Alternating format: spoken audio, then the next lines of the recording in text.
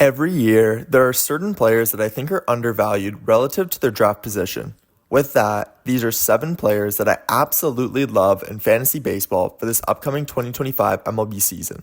Starting off with James Wood of the Washington Nationals, who is entering his sophomore campaign. Carrying an average draft position of 60th overall, I believe that he's a tremendous value for the potential that he carries for 2025. In 79 games last year, Wood flexed his upside, hitting 9 homers, stealing 14 bases, and posting a respectable .264 batting average. His walk rate was among the league's best, and so was his quality of contact.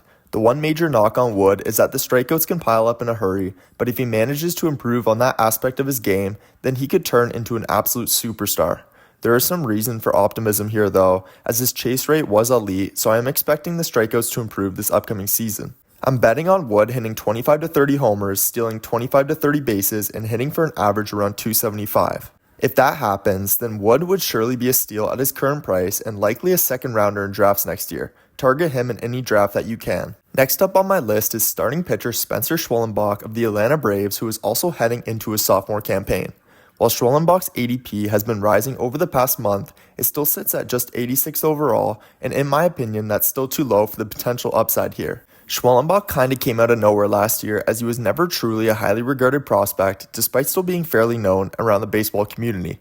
He recorded a 3.35 ERA in 124 innings and paired that with a solid 127 strikeouts. His ERA estimators were all fantastic, and his underlying metrics were even more impressive. Schwellenbach earned one of the best chase rates in all of baseball last year, and his walk rate was also elite at just 4.6%. He sits around 96 on his fastball, and he has a total of 6 offerings at his disposal. Playing for one of the league's most prolific offenses and a solid defense behind him, Schwellenbach should rack up wins to go along with great ratios. I believe that when the 2025 season is over, he will be widely regarded as a top 10 starting pitcher. Now we head over to the Boston Red Sox, where I'm a big fan of Alex Bregman for this season as he transitions over to Fenway Park. Bregman's current ADP is 85th overall, and I honestly love this price. For the longest time, Bregman has long been known as a guy who produces strong counting stats, mid-20s power, and an average that always hovers around the .260 mark. However, in 2025, I'm high on Bregman as I think his average has the potential to dramatically increase. He should absolutely pepper the Green Monster this year, as it fits in well with his power and launch angle, making me think an average between 280 to 290 could be in the cards. Bregman's play discipline metrics are all still elite, as he rarely chases at pitches outside of the zone or whiffs on pitches inside of the zone. He also takes walks at a fair rate, even if last year was a down year in that regard, so I expect to bounce back in that area as well. He may never be the flashiest of players, but when it's all said and done, I think you will be very pleased with what he does for you in 2025. Wyatt Langford of the Texas Rangers is the next player that I love for 2025, even though he comes with a heftier ADP of 49th overall.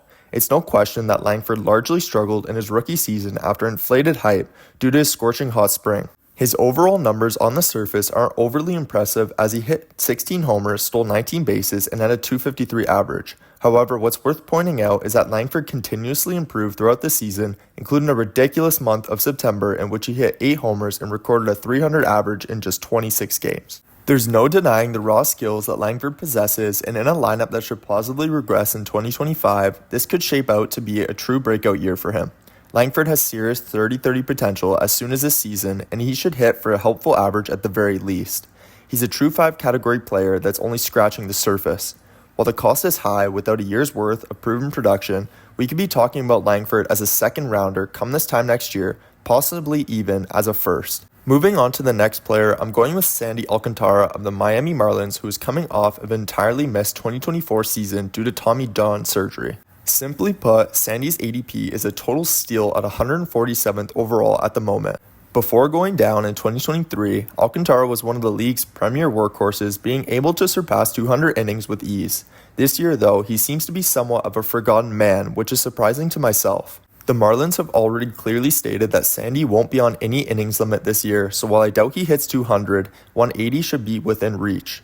This is a guy that touches 99 with his fastball and often goes into the 7th or 8th innings of games. Keep in mind that the Marlins may also trade him at this year's deadline, further enhancing his win potential. I'm expecting 180 innings this season for Alcantara, with an ERA in the low 3s and around a strikeout per inning. At his current price, that would be an absolute bargain. He's arguably my favorite target in all of drafts this year. Yes, Mike Trout of the Los Angeles Angels is also on this list, but before you write off this pick, just keep in mind that his average draft position is a staggering 129th overall. Gone are the days of Trout being a first or second rounder, or even a sixth rounder for that matter. He now goes outside of the top 100, and to me that's just ridiculous. Sure, Trout misses time each and every year, but this price, he can miss 40 games and still return a value for you. We all know that when he's healthy and on the field, he still provides elite production, so take a shot on him. His barrel percentage, bat speed, and walk rate are also among the leaders in the game, and he has 50 homer upside if he does manage to stay relatively healthy. With the transition from center field to a corner outfield spot, that should help Trout stay on the field. My personal projection is that Trout plays 130 games, hits 40 homers, drives in 100 runs, all with a 280 average. He won't be going outside of the top 100 for a long time after this, so please take advantage of it while you still can. And finally, the last name on my love list for 2025 is Robbie Ray of the San Francisco Giants, who has the lowest ADP on the list at 151st overall. Ray missed most of last season due to injury, but he did show flashes of brilliance in his 30 innings with well over a strikeout per inning and a strong 1.14 whip. His whiff percentage was still elite, and he paired that with producing weak contact. The walks will always be a problem, but with his swing and miss stuff will help limit damage with runners in scoring position. It's important to point out that Tariq Skubal actually taught Ray his famous changeup over the offseason that Ray Nat has now incorporated into his arsenal. The results of how that pitch will play out is still unknown, but it sets an enormous amount of upside for Ray in 2025.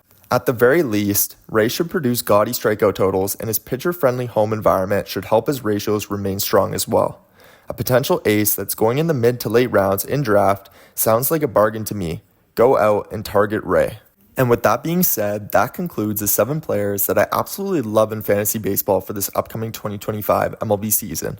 Let me know in the comments who you agree or disagree with.